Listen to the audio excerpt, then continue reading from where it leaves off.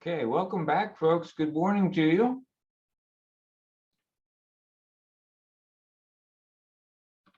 Morning. Good morning, everybody.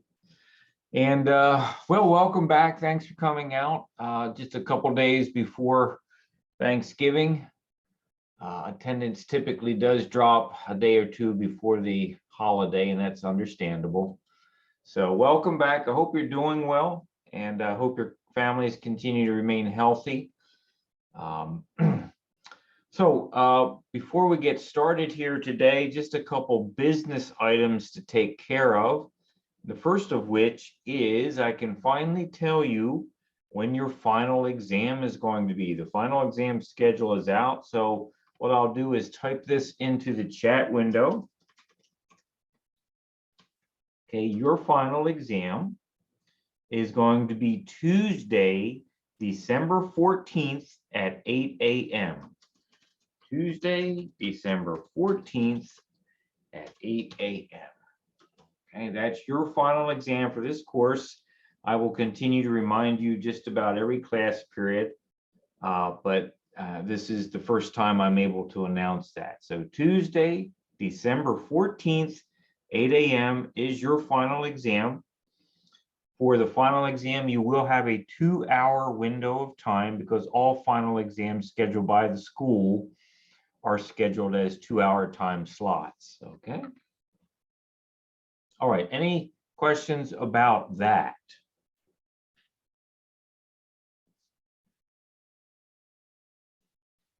Okay. Is that for labs as well? Like, is it the lecture and the labs going to be together for final exam? Or is there another final exam for labs? Okay, good question. No, the final exam is not a cumulative exam. The final exam will not include anatomy questions from the lab. It's simply the final chapters of our lecture, chapters 12, 15, and 16. The final exam is only chapters 12, 15, and 16. So Rebecca, I see your question about how many questions. I would say typically about 20 multiple choice, 20 fill in the blank, and probably about four essay questions. Okay, so those are some things we can continue to talk about as we approach the end of our semester together. So now we only, after today, after Thanksgiving, we only have 4 lectures left, right? So things are really wrapping up. And you can expect quickly after Thanksgiving, I will release the final exam study guide to you. Okay, anything else? Okay, so next piece of information. What I want to do is back around to last week and talk to you about the 2 essays on your last lecture exam that were trouble spots for several people. I simply want to go through the correct answers of those essays so that you know what I was fishing for, and maybe you can think about what you answered and compare what you answered to what my expectations were, okay? So I'm going to momentarily pause the recording here. One more thing I want to share with you before we start taking notes today is a bit of news from the research lab, okay? And now there's always news coming out of research labs, and most of it isn't worth the time of day, to be frank with you, but I did come across something recently that I think is rather exciting, and I wanted to share it with you. So researchers up in Massachusetts, at the Brigham and Women's Hospital in Massachusetts, have been doing some research on cancer, and there's a peculiar finding that recently came out. I'm going to show you the headlines for this. Here it is. Okay, take a look at this headline. Cancer cells use tiny tentacles to suck mitochondria out of immune cells. So scientists up in Massachusetts have been studying breast cancer. So in this image here, you have a breast cancer cell. And over here, you have a T cell. You know, a T cell is a T lymphocyte. It's part of your immune system. It's part of what protects our bodies, and you will get a lot of that in AMP2. Well, long story short, scientists have discovered that cancer cells, one of the ways they get around the immune defenses is by weakening the defense. And lo and behold, we found evidence under the microscope that cancer cells are able to stick out these tiny little tubes. You know, they are nanotubes because they're super tiny, tiny little tubes that puncture the plasma membrane of the T cell. And apparently, they are able to literally pull the mitochondria out of the T cell. So that cancer cell is basically pulling the power plant of the T cell out of the T cell, which basically de-energizes the T cell. It doesn't have any energy to fight anymore. And that mitochondria is taken into the cancer cell and can be used by the cancer cell to support its own energy needs.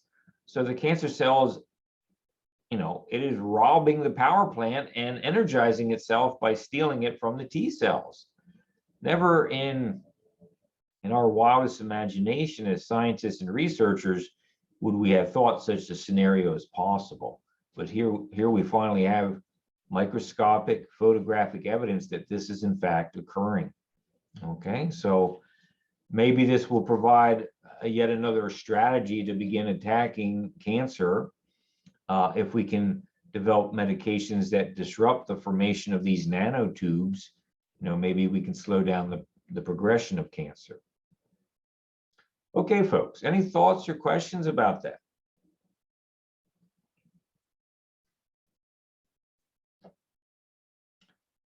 Okay, let's continue, gang. So today is our last day in chapter 12, so let's get rolling here. Last time we were together, we were talking about this business of an electrochemical gradient, right? And I went through some examples here where we did, example 1 and example 2. And so I hope you remember that. I'm not going to review that because there's just a lot of other things to do. But that's where we were in our conversation. And so the next piece of our conversation is going to be to define the ion channels themselves, because electrochemical gradient was something that was under the topic of ion channels. And ion channels was a topic underneath the background section of the electrical signals. Okay, so this is where we're going to pick up our conversation today, talking about the ion channel. So I'm taking a look at figure 12.11. Figure 12.11. And I encourage you to have your book open and be looking at these things, right?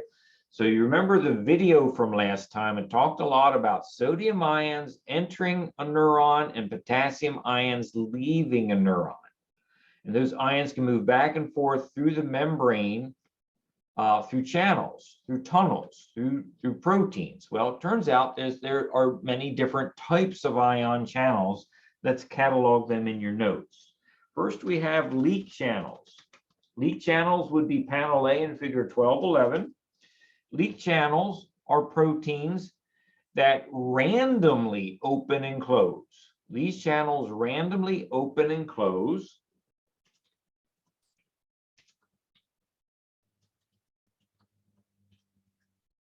Okay. And so what we're saying here, as far as we can tell from a science perspective, these channels are not necessarily triggered by a specific stimulus. They're not necessarily triggered by a change in pressure or a change in temperature or a change in pH. These channels simply open and close in an unpredictable way, which is to say a random way. So leak channels open and close randomly and allow ions back and forth across the membrane randomly. I will say this, that the plasma membranes of cells, particularly neurons,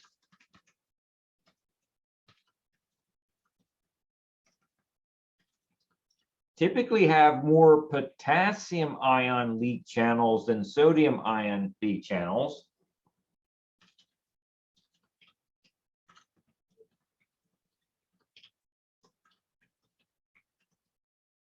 Okay. In addition to that, okay, so if we think about the different types of leak channels, whether it's a sodium ion leak channel or a potassium ion leak channel, cells typically have more potassium ion leak channels in the membrane. In addition to that, each individual potassium ion leak channel seems to be leakier than each individual sodium ion channel. So if we had two buckets that were leaking, we would say that one bucket is more leaky than the other bucket. Turns out that the sodium ion leak channel, the sodium ion bucket, is leakier than this. Excuse me, I said that wrong. Back up. The potassium ion leak channel, the potassium ion bucket, is leakier than the sodium ion bucket.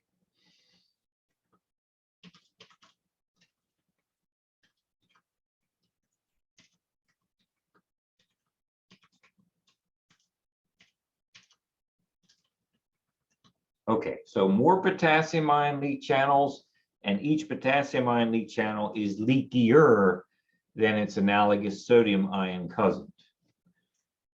Okay, so that's the leak channels. Second kind of leak channel is a ligand-gated channel.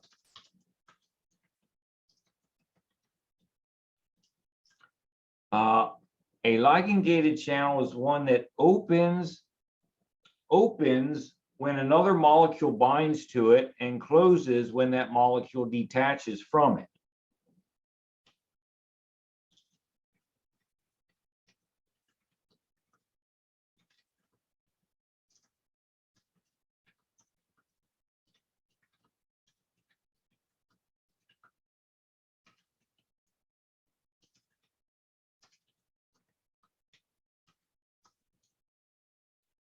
Okay, so let's give you an example here. And for this example, I'm going to ask you a question. So here's a question coming in the chat window.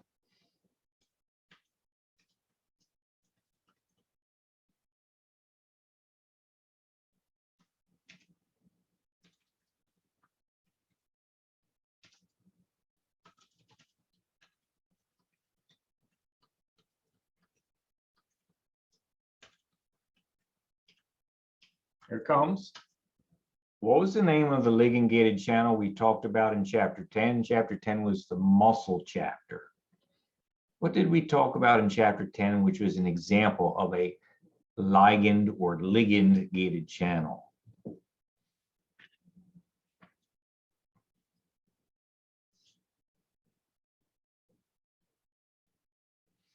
I know you know this. I know you know it. You just may not know you know it. So what do you think, folks? What was the name of the ligand-gated channel? Okay, Sierra, thank you for participating. Unfortunately, that is not a correct answer. The voltage-gated calcium channel is not a ligand-gated channel. Okay. Tony, everybody take a look at Tony's response. Tony's response is correct. It's the acetylcholine receptor. Okay, the acetylcholine receptor is a ligand-gated channel. Why? Because when acetylcholine binds to that receptor, it changes shape and it allows sodium to enter the muscle cell. Okay, so very good, Tony. So example would be the acetylcholine receptor proteins at the neuromuscular junction. Okay, these proteins open when acetylcholine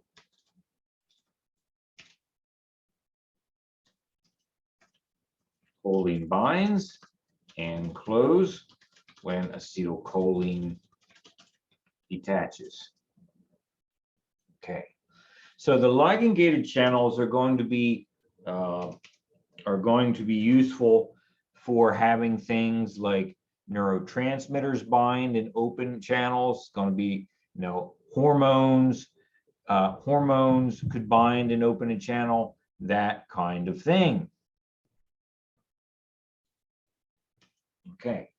Number three is a mechanically gated channel. That's panel C in figure 1211.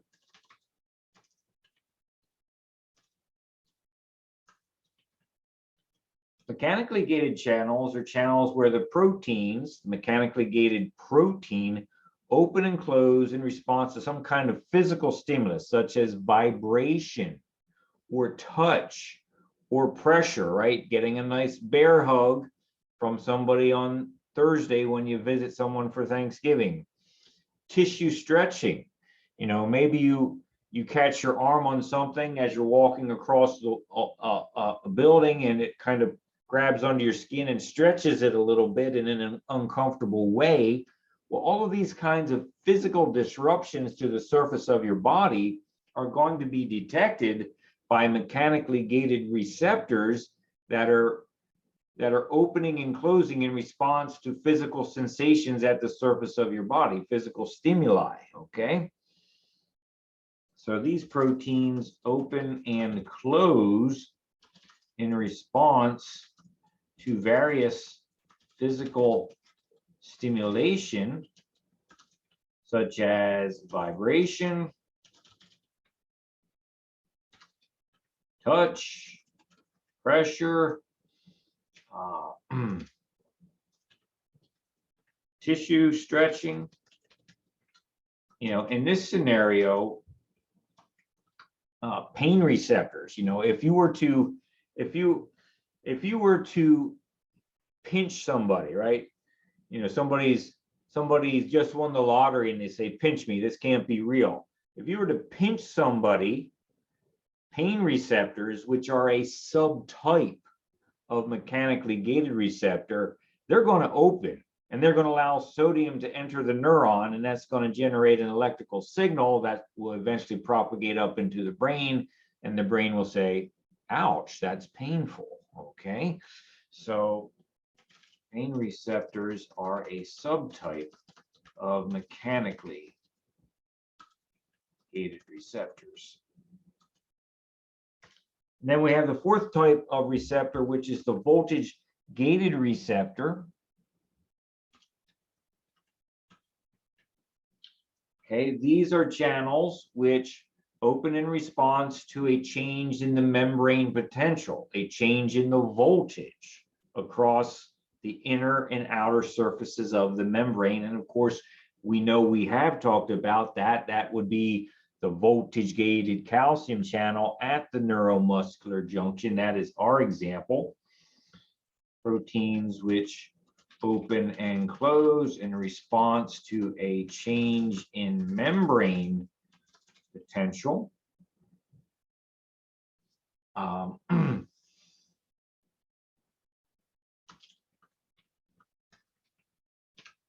Okay. All right, folks. So let's keep rolling here. Do you have any questions right now?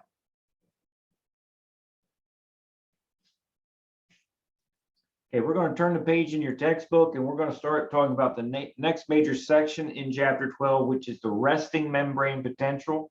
In my book, that's page 434, and it's somewhere around figures 12.12 and figure 12.13. So the resting membrane potential, figure 12.12. Okay, and so there's some important ideas that come out of this, but I think probably it's going to be useful to show you another video here so that you have a way to visualize these things in your mind while we're having this conversation. Okay, so I'm going to go to one of your Wiley Plus videos. At least I think I'm going to. Hold on a second. Yes, I'm going to go to this membrane potentials, excitable cells, and the resting membrane potential. I'm going to show you that and use that as a springboard for the rest of our conversation here. So hold on a second. We'll get this queued up and rolling. And here we go, folks. We have the ability to perform intricate, complex movements, make quick decisions, consider creative abstract thought, and communicate freely with others because our neurons and muscle fibers have the unique ability to generate rapid electrical changes in their membrane. These changes are known as membrane potentials. An alteration in the electrical potential surrounding the cell membrane causes a neuron to produce a nerve impulse or triggers muscle fibers to contract. Neurons and muscle fibers are referred to as excitable cells. When the excitable cell is inactive, it is at its resting potential. Changes in the membrane potential may result in either a graded potential, impulses that either excite or inhibit further action, or an action potential, which results in some type of response. In a neuron, it becomes a nerve impulse, and in a muscle fiber, it stimulates contraction.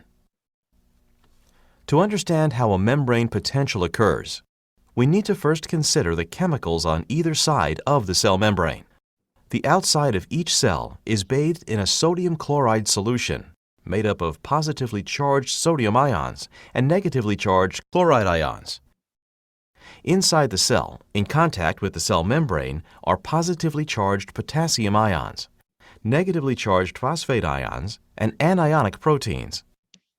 Separated by the cell membrane, these chemicals accumulate charges on either side, creating a difference in electrical potential. The electrical balance on the membrane is altered when ions selectively pass through the cell membrane to the other side, generating a change in membrane potential. Ion channels, tube-shaped proteins across the membrane, allow specific ions to move through the membrane. The direction of ion flow through a channel depends on the difference in concentration of electrical charge action on the ion. Ions passively diffuse through a channel from higher to lower concentration. They are also attracted by opposite charges or repelled by like charges from other charged molecules. Thus, the direction of ion flow depends on the balance between both chemical and electrical forces acting on the ion at any given time. Typically, sodium ions tend to enter the cell through an open sodium channel, and potassium ions tend to exit the cell via potassium channels. There are 4 types of channels through which ions can pass. Leak channels are typically always open. The 3 types of gated channels, chemically, voltage, or mechanically gated, must open their gate to allow the passage of ions. A leak channel allows only a trickle of sodium or potassium ions to diffuse through the membrane. Leak channels contribute greatly to the generation and maintenance of the resting membrane potential. A chemically gated channel, also referred to as a ligand-gated channel, has a receptor associated with it. When its receptor is occupied by a chemical known as a neurotransmitter, the gate on the channel opens, allowing a specific type of ion to diffuse through.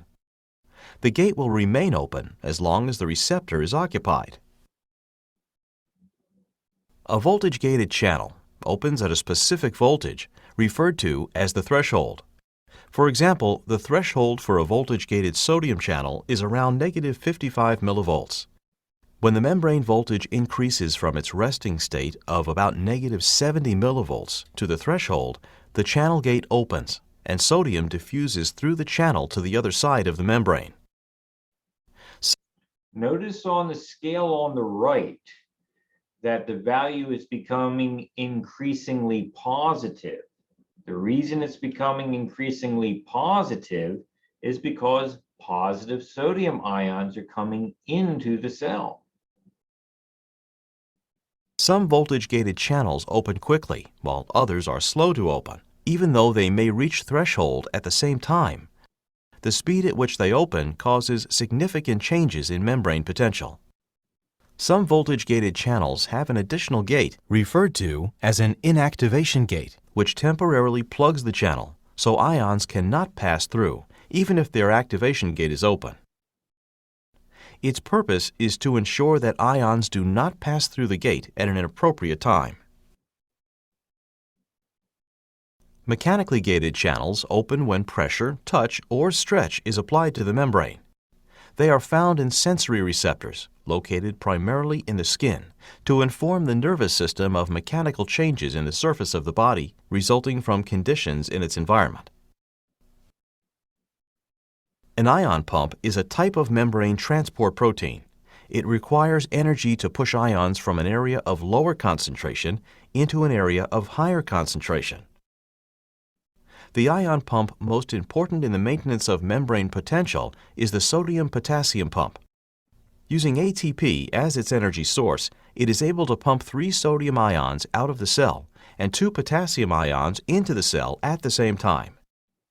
Leak channels and ion pumps complement each other to maintain a constant electrical potential and level of ion concentration.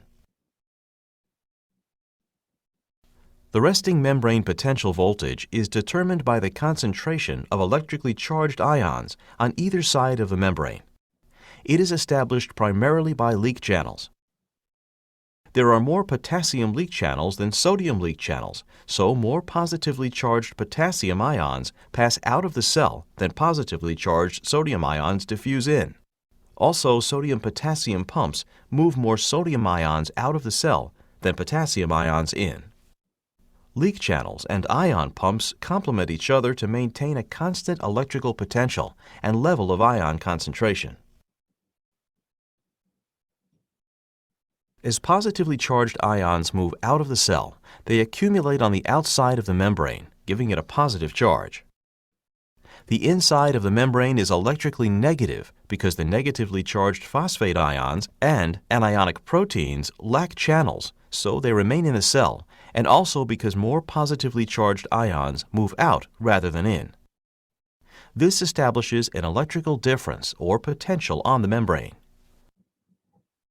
Since the inactive cell membrane is negatively charged inside and positively charged outside, it is considered to be polarized. The voltage created by this distribution of ions is known as its resting membrane potential and is maintained everywhere on the cell membrane. The excitable cell remains in this state until it receives a stimulus. Okay, folks. So, there you have one of our other videos.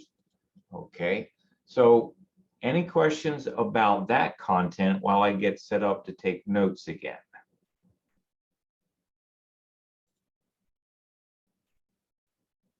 Okay, so this is one of, chapter 12 has a lot of important ideas in it that typically you can't understand with simply one reading, right? You got to go over it multiple times before it starts to make some sense. And so that's what I'm going to encourage you to do, and encourage you to watch videos multiple times, read sections of your book, look at figures multiple times, think about the notes we're taking, do some practice questions, write figure questions and things in the textbook to see if you're really getting this. So let's see if we can summarize some of the main points of this video under the topic of resting membrane potential in your notes. Number 1, on average, the cytoplasm and the extracellular fluid outside the cell, it has a pretty even mixture of positive and negative charges. And those positive and negative charges would be from groups of ions and molecules that have a positive or negative charge, okay? So on average,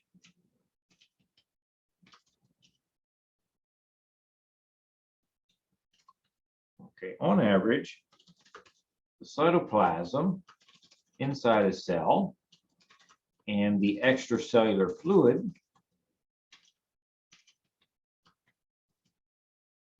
outside a cell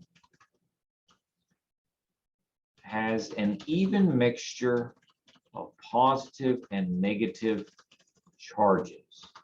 What that means is if you have an even mixture of positive and negative, right, you basically have a balance of positive and negative, which means that on average, the cytoplasm inside a cell and the extracellular fluid outside the cell on average is basically neutral, okay?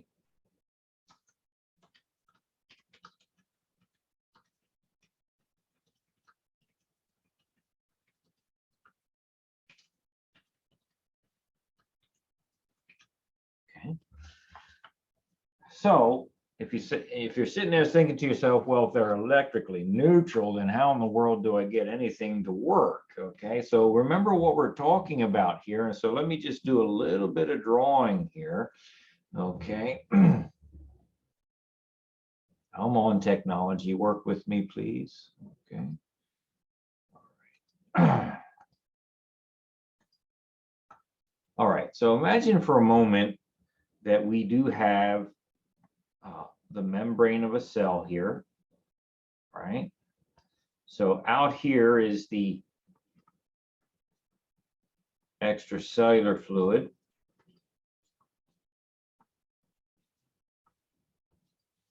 And obviously inside we have the cytoplasm.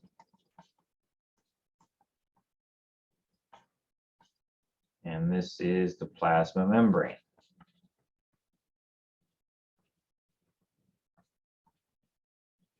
So what we're saying is if you could go around, if you could shrink yourself down into the cytoplasm and start counting the number of positive and negative charges inside a cell, whether they're on an ion or a molecule, they would be roughly equal. So, you know, if I just put in 4 positive charges here, I would also, on average, be able to count 4 negative charges. Okay, so this is basically a neutral situation. And the same is going to be true outside the cell in the extracellular fluid as well, right? 4 negative charges there, 4 positive charges here. This is basically a neutral scenario. Okay, where this neutrality no longer exists, where the neutrality is not maintained, is actually along the perimeter of the plasma membrane. So I don't know if this will work, but you see right now I'm highlighting the plasma membrane, and the thickness of my highlighter is suggesting that there's an outside surface to the plasma membrane and an inside surface. And what we're saying is that because of the behavior of these sodium and potassium leak channels that we put into your notes and which were referred to in the video, on average, more positive ions leak out of the cell than leak into the cell. So that means that at rest, and what I mean at rest is that the neuron is not generating and propagating an electrical signal along its axis. It's not doing that. So at rest, the inside of the cell has more negative ions. So this has, you know, for every 4 negative ions, you might have 1 positive. Okay. Oh, that's horrible technology.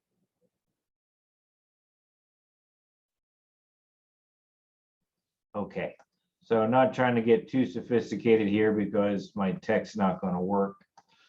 But you can see that on average, I'm having many more negative ions on the inner surface of the membrane.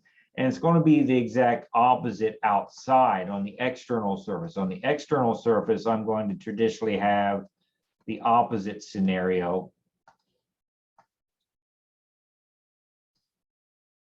Like this.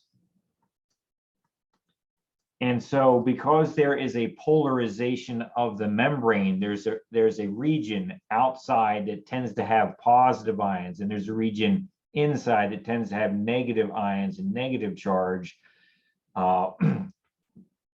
We call the membrane polarized at this point. This is the resting membrane potential. Okay, so outside,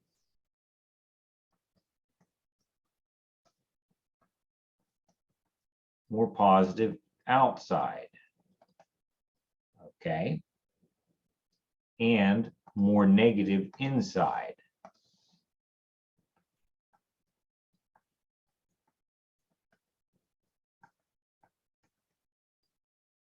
And as we said before, this situation is maintained through a number of processes, and I'm going to try to document them at this time for you in your notes, okay?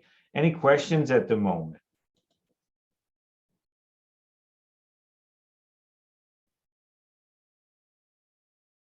Okay.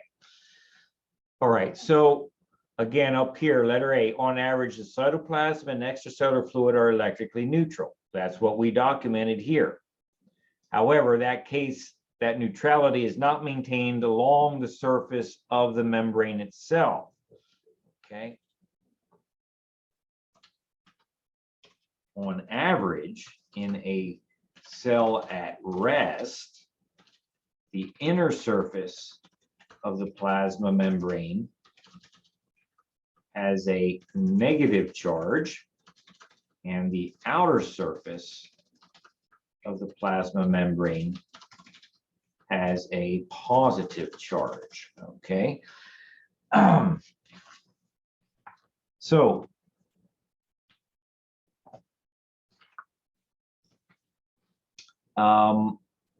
figure 12.13.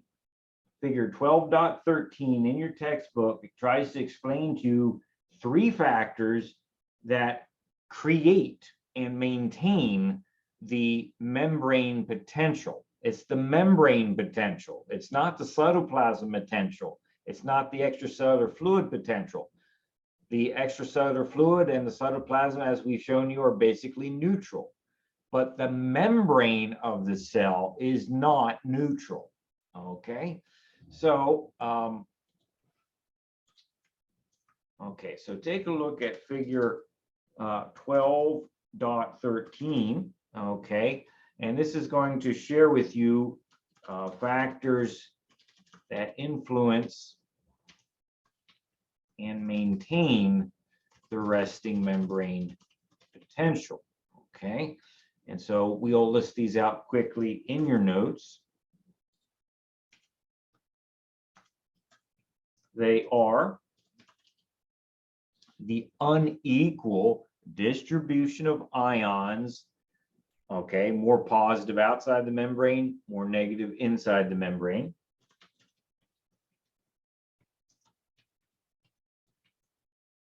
Unequal distribution of ions on the outer and inner surface of the plasma membrane. Okay, this unequal distribution is largely maintained by the leak ion channels that are physically embedded in the membrane.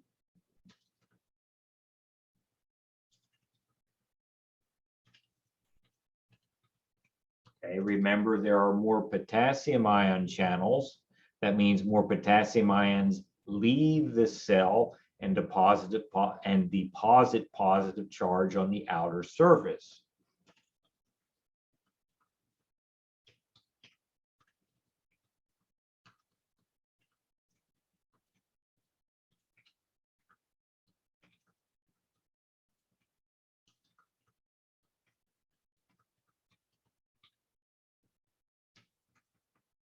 Secondly, okay, the second thing, it turns out that anions, negatively charged anions, they typically are part of slightly larger molecules like phosphate anions, PO4-3 groups of atoms.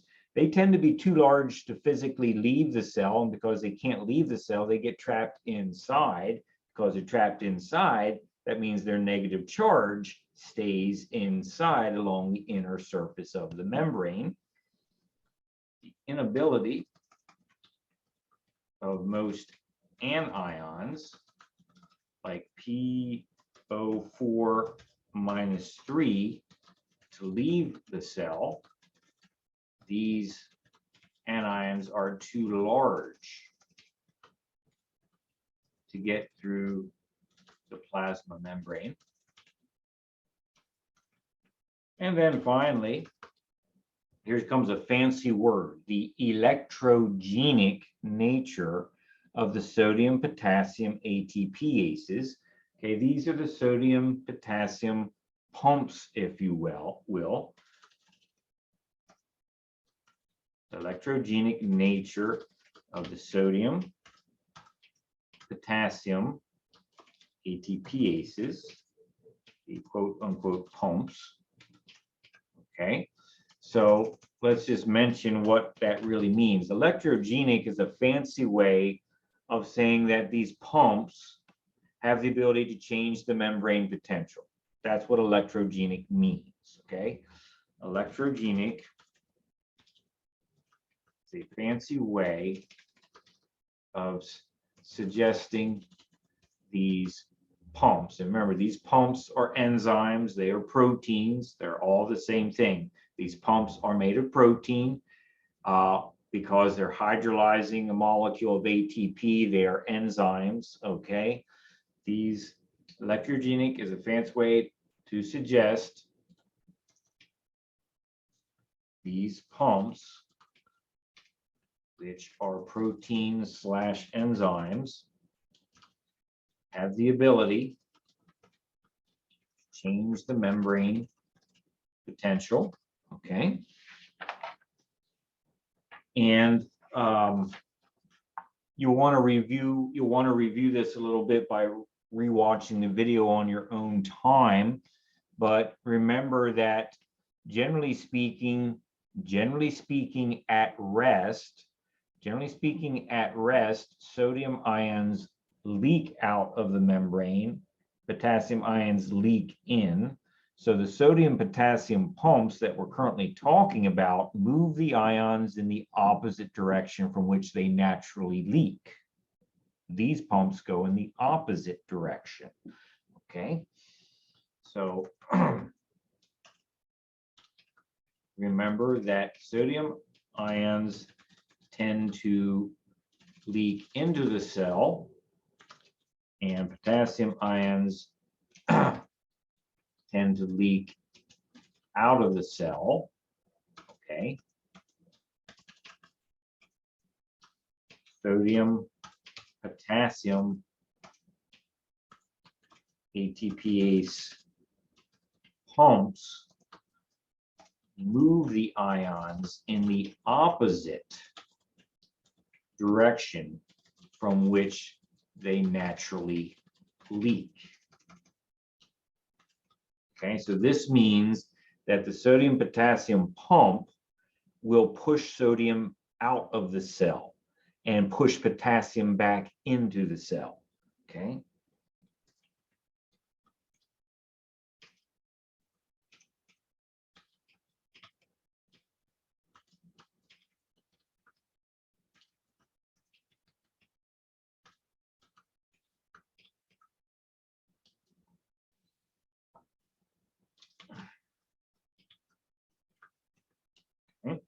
So I know this is a lot. It's a lot to organize in your brain, but I am going to have to start moving forward here with some additional ideas. So let me just pause and ask, are you okay right now with the conversation? Are you following along? Are there questions you'd like to ask?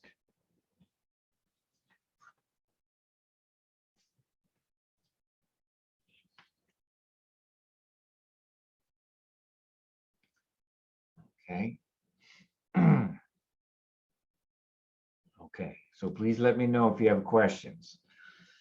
All right, so now we've hopefully given you a foundation to understanding why the membrane of a neuron or a muscle cell as well is going to basically have this membrane potential, a difference in charge, an area where it's positive, an area where it's negative. At rest, where the cell is not actively propagating an electrical signal, but simply maintaining this difference of charge, at rest, generally, the cells have a negative charge inside the surface of the membrane and a positive charge on the outer surface of the membrane. So when you get a stimulus, such as somebody gives you a nice big kiss on the cheek because it's Thanksgiving, you're going to feel that. Well, how do you feel it? Somebody gives you a kiss on the cheek, they're going to stretch and compress the tissue of your face. That's going to open channels embedded in the dermal layer where you have neurons present. the dermal layer of your skin where there's neurons present, that physical stretching and compressing of the tissue is going to open mechanically gated channels that allows a little bit extra sodium to enter the cell. That's going to begin a process called depolarization. And what that's going to do is depolarize the dendrites and cell bodies of the neuron embedded in the dermal layer of your skin, and you're going to generate the first type of electrical signal we documented in your notes last time, called a graded potential. So when you press the skin, you get a kiss, you're going to generate a tiny graded potential. Okay, so let's talk about graded potentials.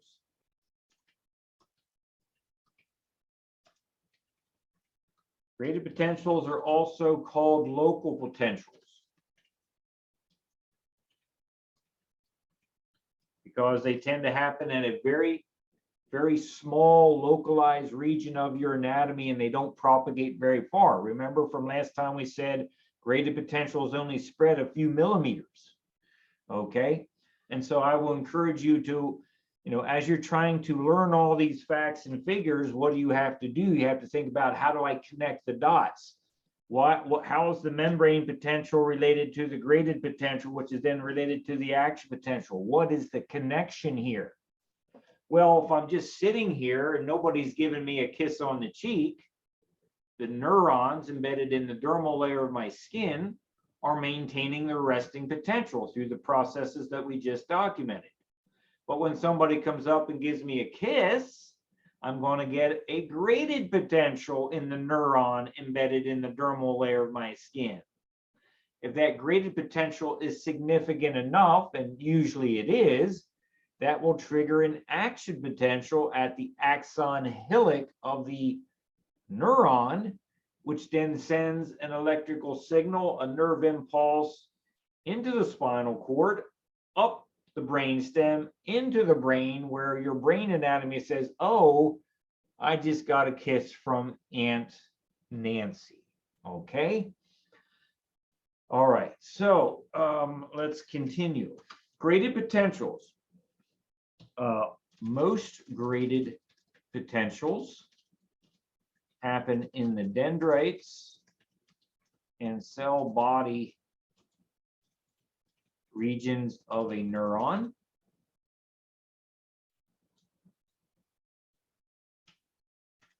Okay. Graded potentials typically occur when a stimulus causes a mechanically gated receptor. And remember, our example right now is getting a kiss on Thanksgiving morning. So you're compressing the tissue, you're stretching the tissue, you're contorting the tissue. So graded potentials typically occur when a mechanically gated or a ligand gated channel open or closes.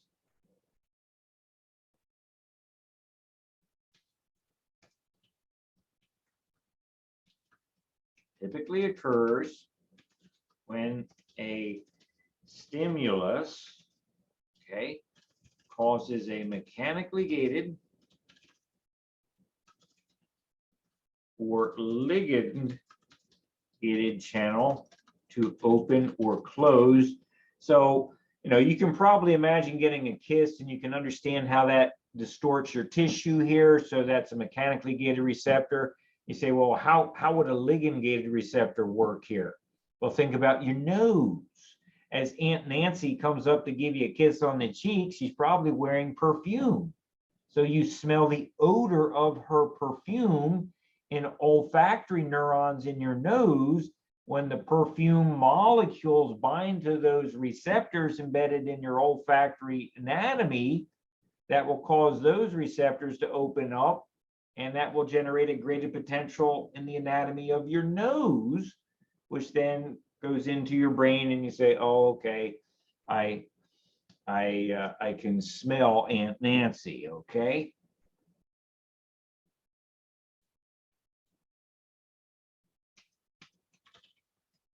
Okay, so now there's a little bit of nuance here that we need to talk about. Okay, if the stimulus that you're receiving causes the inside surface of the plasma membrane to become even more negatively charged than it was at rest, then we call the graded potential hyperpolarizing. Okay.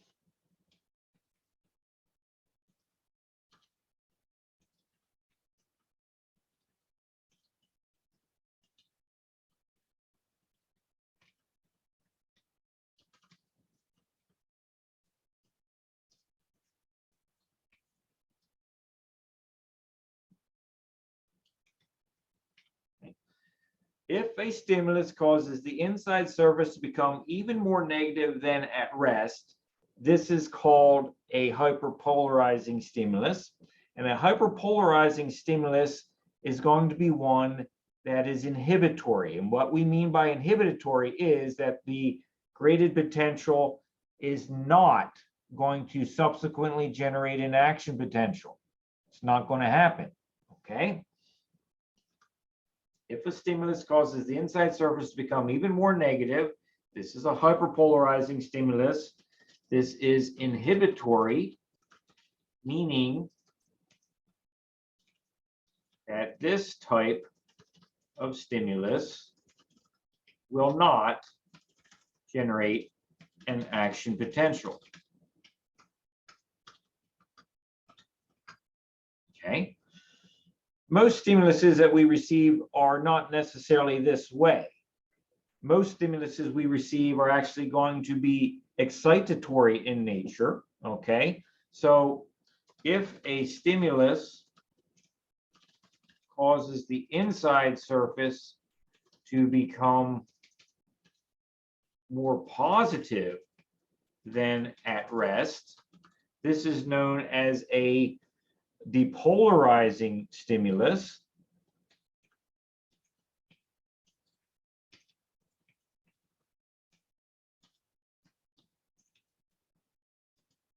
Okay. A depolarizing stimulus is excitatory in nature. And by excitatory, we mean that this is going to most likely lead to the creation of the second form of electrical signal in the nervous system called an action potential.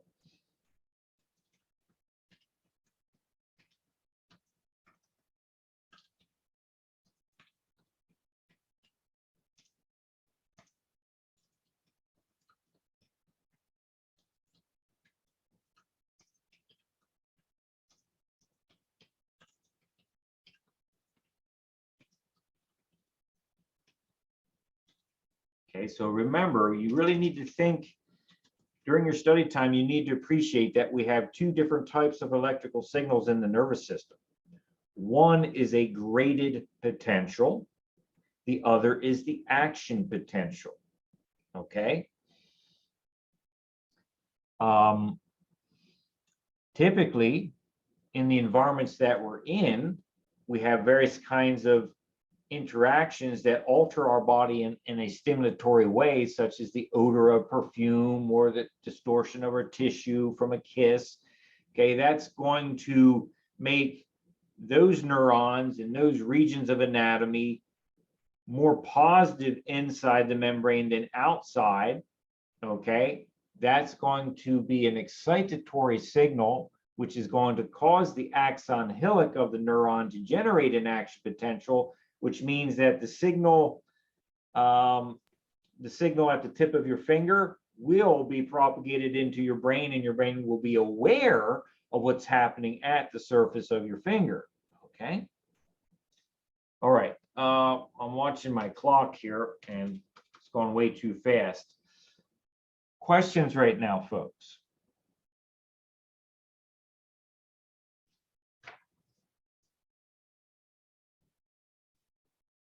All right, let's continue. Now, the term graded, right? We're talking about graded potentials. The term graded means that the electrical signal varies in amplitude. And so to appreciate what this is, you need to look carefully at figure 12.16. Okay, 12.16. The term graded means that the electrical signal varies in amplitude. Okay, so there's a lot of important content in these notes here that you're going to want to pay attention to, such as hyperpolarizing stimulus, inhibitory,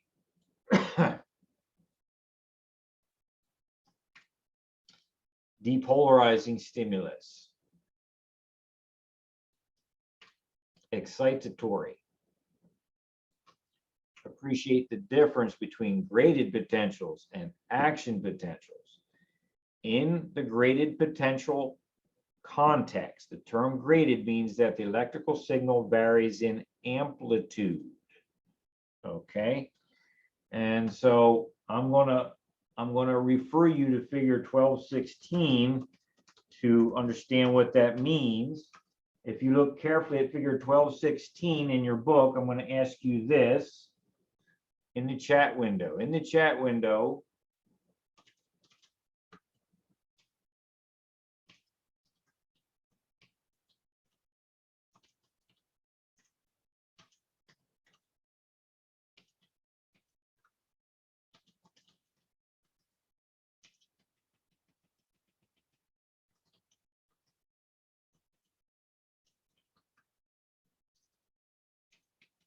okay, hold on.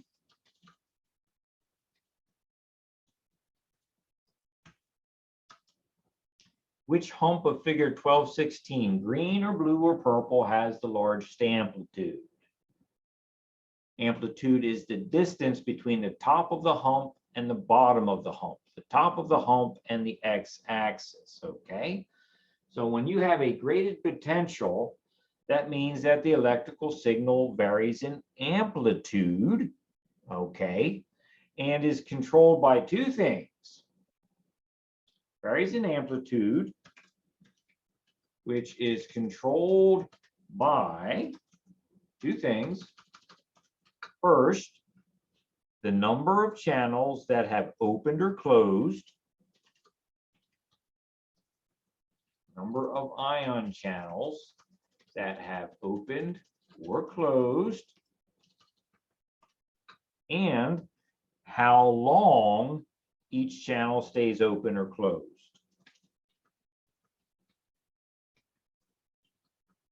Right? Obviously, if it stays open longer, you can allow more ions through. So that impacts the size of the amplitude. Okay. All right. Now, as we said before, graded potentials work over a very short distance. So electrical signals, graded potentials that happen over a very short distance, they tend to die out very quickly.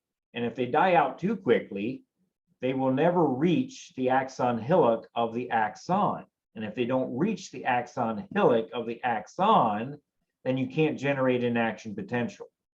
Okay, so many graded potentials kind of do their thing, kind of like a ripple in the water, but then there's no consequence after that ripple has done its thing. That would be kind of like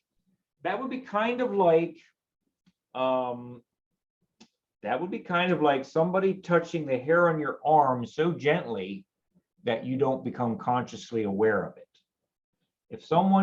If you had a gentle breeze that was just gently bending the hair fibers in your arm so gently that you weren't consciously aware of it, then you're getting graded potentials in that area where the hair fiber is being agitated, but you're not getting any axon, you're not getting any action potentials spreading up the fibers into the brain, so there's no conscious awareness of it. Okay. So those sorts of things happen, right? Our body is exposed to very subtle alterations that are so subtle that produce such a small amount of graded potentials that we don't become conscious aware of it because there's no action potential created.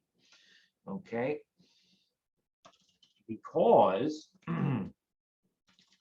graded potentials act over very short distances, they tend to die out very quickly.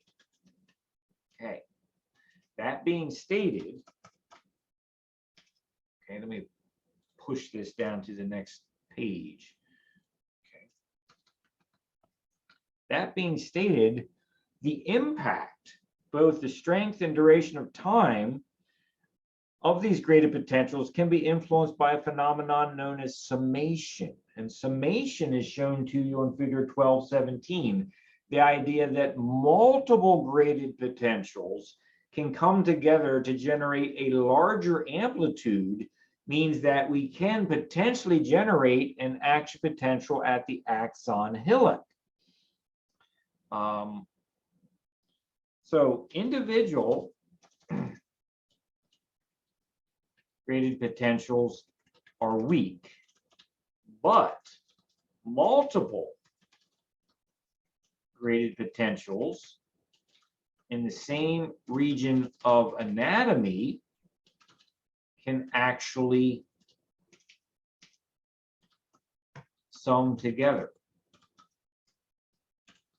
Okay. When graded potentials combine, this is referred to as summation.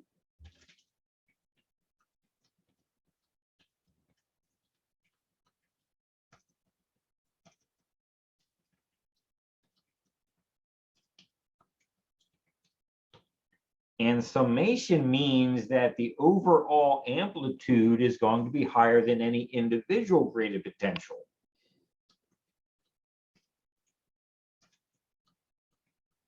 This allows for the amplitude of electrical signal along the membrane of the neuron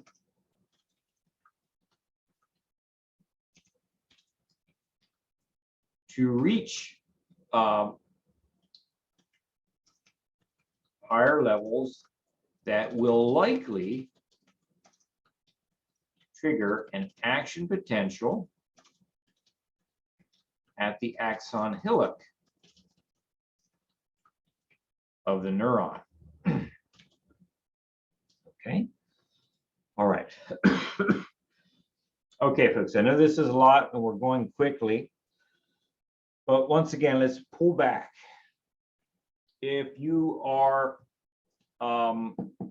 walking along the side of a big building in the city and you're rubbing your hand along the concrete wall of the building, you're going to feel the texture of that building. How do you feel the texture of the building? Well, the motion of your body across that surface is going to compress the tissue of your fingers. You're going to even have a little bit of vibration since you're bumping along the surface. That's going to generate graded potentials in the dendrites of the nerve fibers that are in the dermal layer of your skin. Since you have several vibrations happening as you go across, that's going to allow summation of the graded potentials to reach an amplitude that when it reaches the axon hillock portion of the neuron is going to generate an action potential that then sends that electrical signal, you know, along the arm, into the spinal cord, up the brain stem, into the higher order brain structures that we've been discussing in lab, and you'll have a conscious awareness that you are touching an object, and you'll get the sensation of the vibration or the texture of the building. Okay, so what we need to do next is get into action potential. It appears that I am basically out of time, so I think what I'm going to need to do very likely next week, I'm going to have to finish this chapter 12 up in probably about 30 minutes, which may mean that I might need to take a little bit of time in lab for some additional lecture so we're not behind, but hopefully it's time well spent. Okay, so folks, I'm going to pause right here since by my clock it's 9:16 and ask if you have any questions.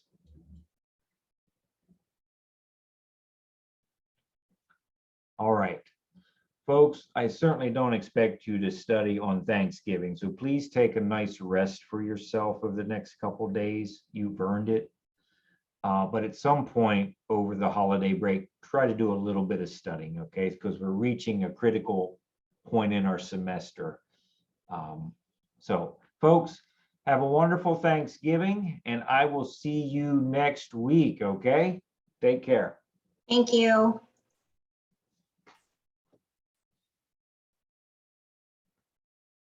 Bye, folks. Take care of yourself.